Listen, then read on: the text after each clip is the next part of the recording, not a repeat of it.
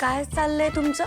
तयारी चाललीये, होळी आहे ना, काहीतरी तयारी करायलाच हवी आहे. नमा, ती घराची सजावट करायची आहे. या वेळची होळी जरा खास आहे ना. का असं काय यावर्षी? ते मी तुला कशाला सांगू. आहे, जा नमा, रांगोळी काढून घे जा. हा, मी काढते ना सुमी. नको नको, तू नको. नमा, तूच रांगोळी काढ. तू ते पुरणपोळीची तयारी कर जा. ठीक आहे, जाते.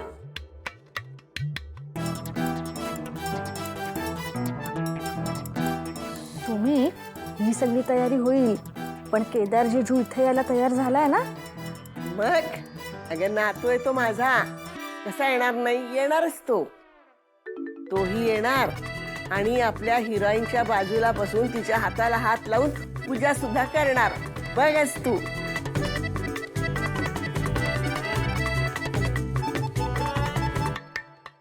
जाऊ का नको? बॉसला विचारू का? विचारतो.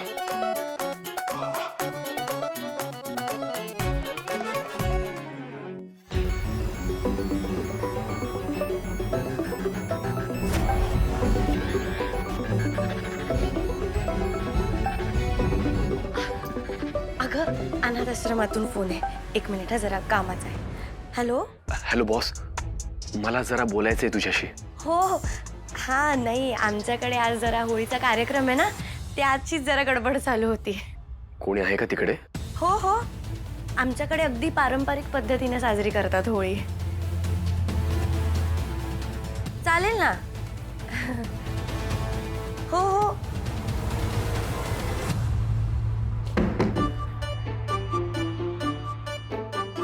हा, बोल केडी. बॉस, नाही काही नाही. काय झालं? काही बोलायचं होतं का तुला? ते शुभेच्छा, होळीच्या शुभेच्छा द्यायला फोन केलाय मी तुला. तुला पण होळीच्या खूप खूप शुभेच्छा. काय पुरणपोळ्या खायला यायचा विचार आहे का?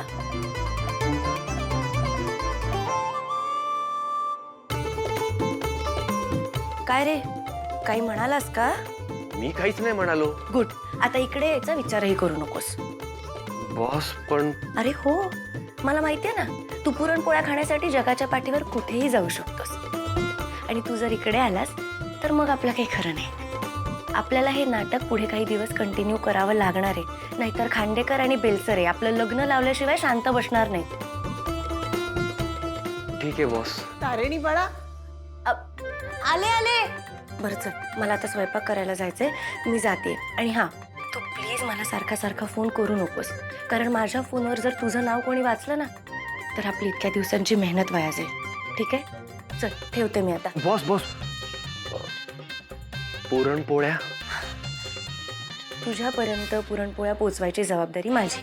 काही काळजी करू नकोस. ठीक आहे, बाय. बॉस.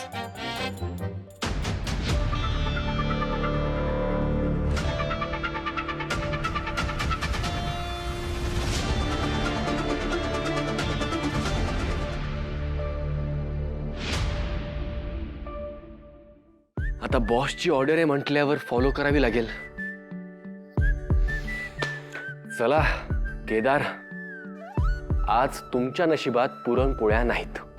ए तारिणी, अगं झाल्या की नाही पोळ्या? पूजेला सुरुवात करायची, नैवेद्य ठेवायचा आहे. हो, झाल्या, होतं चालत. सध्या पुरणपोळ्या करायला एवढा वेळ लागतो? पटपट हात चालवायचे रे आणि मग कारणं देत बसायची. नाही, आज असं काही नाही होणार. अगं नाहीच होणार. तुला माहितीये का, एकदा आत्याने आणि आईने ना संक्रांतीला गुळाच्या पोळ्या करायला घेतल्या होत्या. आठवतंय का आत्या? हो मग काय, केवढ्या पोळ्या केल्या होत्या आम्ही. हो ना. तेव्हा काय झालं होतं माहितीये, त्यांनी सकाळी सुरू केलेल्या पोळ्या संध्याकाळी झाल्या होत्या. नमा, तसं आत्ता व्हायला नको असं म्हणायचंय मला. हो का? ही तारिणी आल्यापासून तोंड चांगलं चुरू चालायला लागलंय तुझं.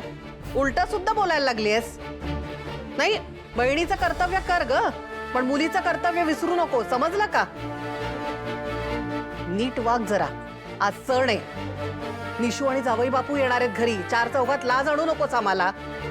आणि तारिणी, कटाची आमटी केलीयस ना? हो हो तयार आहे. निशूला खूप आवडते हा कटाची आमटी. तिच्या आवडीचं सगळं करणार आहे. आज पहिला होळीचा सण आहे तिचा. दोघं जोडीने बसणार आहेत पूजेला. अगं पहिली होळी तर तारिणीची पण आहे की. पण पहिल्या होळीपर्यंत पण लग्न टिकवता आलं नाही ग हिला. आता एकटी थोडीच बसणार आहे पूजेला. कोण म्हणतं तारिणी पूजेला बसणार नाही?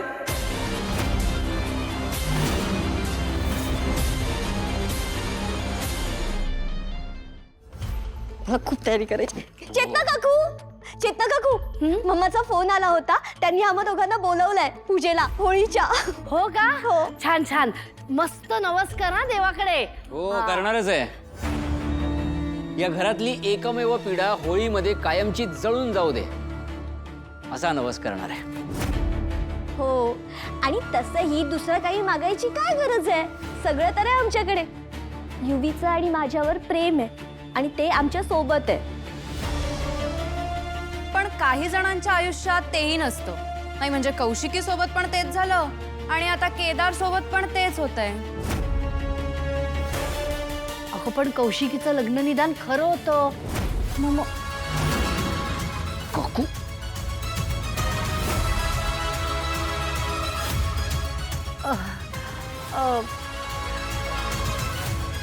कौशिकी सारखं केदार तारिणीचं लग्न भांडणामुळे मोडू नये याची भीती वाटते ग. पण त्यामुळे का होईना पूजेचा मान आम्हाला मिळालाय. आफ्टर ऑल ओरिजिनल खांडेकर आहोत ना आम्ही.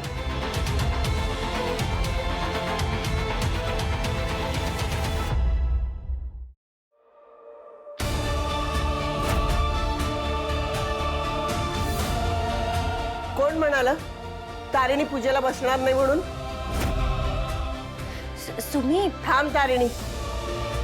मालती, तुला कोणी सांगितलं तारिणी पूजेला बसणार नाही म्हणून? अगं सुमित तसं नाही म्हणायचंय तिला. आता केदार नाहीये ना इथे, मग आम्ही कशी करणार पूजा म्हणून ती म्हणाली, बाकी काही नाही. केदार येणार आहे. काय? हो, अगं पण तो कसा काय येईल इथे? कारण त्याचं तुझ्यावर प्रेम आहे. जाऊ दे चला.